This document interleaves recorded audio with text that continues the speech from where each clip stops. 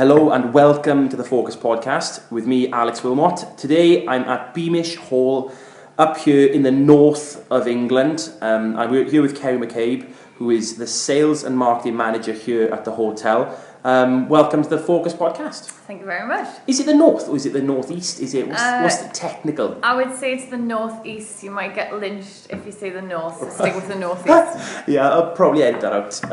Well, that's brilliant. So how are things going? How are things going up here? How long have you been here? I've been here since January the 14th, so not very long, but long enough to see what goes on here and what needs to be tuned and get my teeth stuck in on a few challenges. My first impressions here, it's an amazing place. It's got a massive history and it's almost regal. You're walking around the buildings. For such a big place, you don't seem to have a lot of staff. It doesn't seem to be overrun with staff. And how does that work for you? Yeah, we have a lot of staff. We have quite a variety within our teams. Obviously, we've got GMs, ops managers, but because we've got so many different parts of the hotel, we've got the hotel itself. We've got 7 function rooms which cater for 8 to 280. Then we've got the stables, bar, restaurant and microbrewery which have a different set of management team. And then we've got Beamish Wild who again has a separate manager. In terms of management staff, they all operate quite well and they're at quite a steady, consistent level. But sales and marketing staff, we are quite limited, so it is a case of all hands to the pumps. And we just try to do as much as we can with the limited resources that we have. That's brilliant. And is there anything that you've implemented, sort of any initiatives or any things that you've brought to the staff team to get them, focused more, get them being specific on the things they're doing? Yes, the hall's got a great reputation locally. Everybody that comes here tends to return here. We've got a great base of repeat customers. But in terms of a wider awareness, that is lacking slightly, and it's something that I'm hoping to have a big impact on. Now, there's only so much that one person can do, and we are limited in terms of financial resources, so obviously we use all of our free streams of marketing and media wherever possible.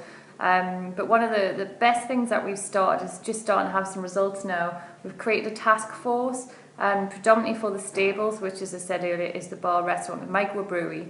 The managers aren't necessarily comfortable with social media, with marketing, with various different potential outlets for raising awareness of the venue. So what we've done is I've created a task force out of the bar and waiting staff who are all young, keen and a little bit excitable. So we've got a task force together, totally voluntarily, nobody's been pressured into it whatsoever. Out of a team of about 30, I've had 8 willing volunteers. Some people have done marketing at university and they want to get some stuff on the CV. Everybody's been paid for the work they do, so I'm not taking advantage of the younger members of the team.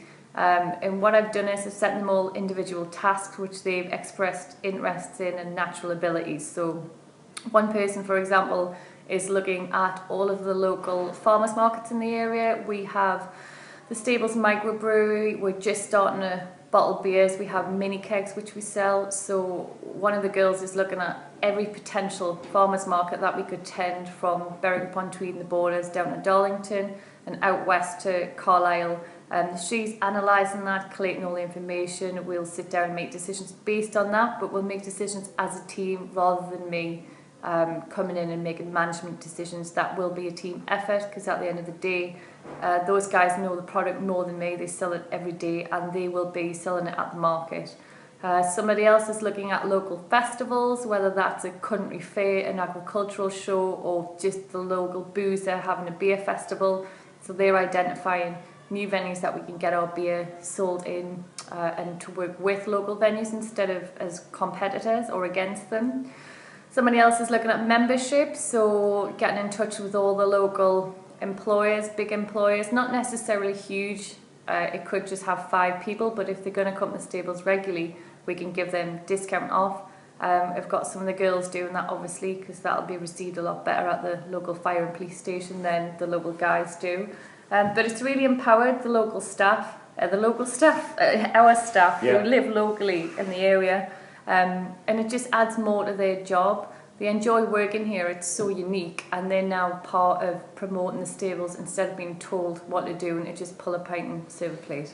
Oh, that's absolutely brilliant. So you're trusting your members of staff to operate outside of their, traditional remit of work and and to allow them to do things that they enjoy doing and they're capable of doing. And that's, it's almost countercultural, because, a lot of hotels, they employ people to do specific roles, and that's sort of it. But you're moving outside of the mould a little bit there. Yeah, I mean, the hotel is family owned and family run. One of the things that I'm most impressed with since I've started is that there's a huge amount of numbers of the Craggs family that work in the hotel, but they're all placed in appropriate positions. So, for example, one of the daughters is an MD, another one's a housekeeper. The son cuts the grass, the nephew cleans pots, a sister of the owner does all the accounts. So it's placing people according to their natural abilities, what they're comfortable with and what they're good at.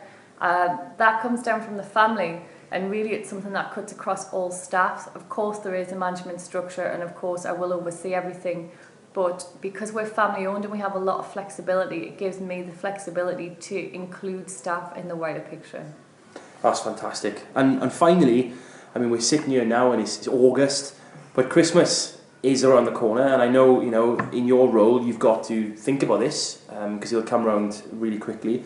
How is that looking, and what are you doing to prepare for Christmas? And it's good just to give any tips or anything to other guys at Best Western and inspire them a little bit. So what's that looking like for you?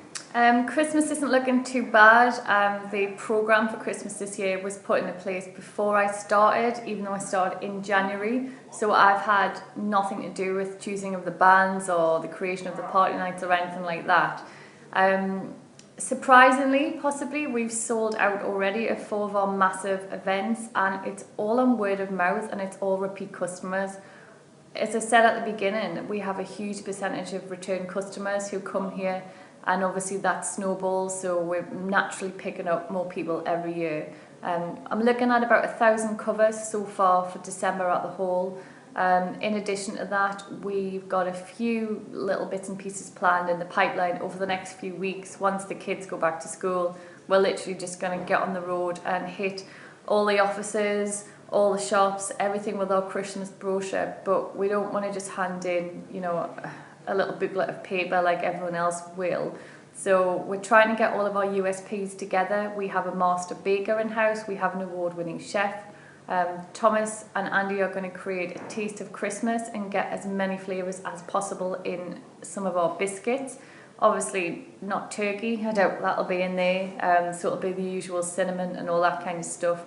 We'll take them out and we'll be dropping them to coincide with people's tea and coffee breaks, so we'll be there at 10 in the morning and we'll be there at 3 in the afternoon just to drop them in. I think timing is crucial with that. If we drop them in at 12 o'clock when everyone's had their lunch, it's not going to be received as well. But some people turning up at 3 o'clock in the afternoon, not giving out the hard sell, just literally saying, here's a little taste of Beamish, a little taste of Christmas, dunk it in your tea, coffee. If you like it, book a party with us, here's the brochure. Brilliant. That's absolutely fantastic. Well, thanks for coming on to the podcast. You're welcome. And I'm sure I'll see you soon. Guys, tune in next week for another podcast. And please make sure to read the focus this week and find out the most appropriate things for you and your hotel. Kerry, thanks very much. Thank you.